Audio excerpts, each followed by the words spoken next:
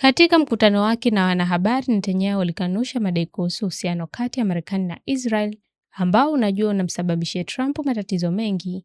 Yaani kwamba Israel iliingiza Marekani kwenye vita, ni kwamba washirika hao wawili hawajafungamana kwenye malengo.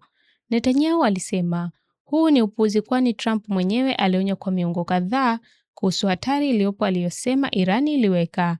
Alipuuza maswali kuhusu chapisho la mtandao wa kijamii la Trump jana usiku ambalo lilisema Israel haikumwambia kabla ya kulipua uwanja wa gesi wa Irani wa Pars Kusini. Maafisa wa Israel wamekiri kutekeleza shambulio hilo. Kuna majaribu na haya yote kuonyesha tofauti na mvutano kati ya viongozi. Ilikuwa wazi haya ni muhimu kwa sababu yanaweza kuwa muhimu wakati Trump anataka kujiondoa uwezekano wa kupinga pingamizi la Israel.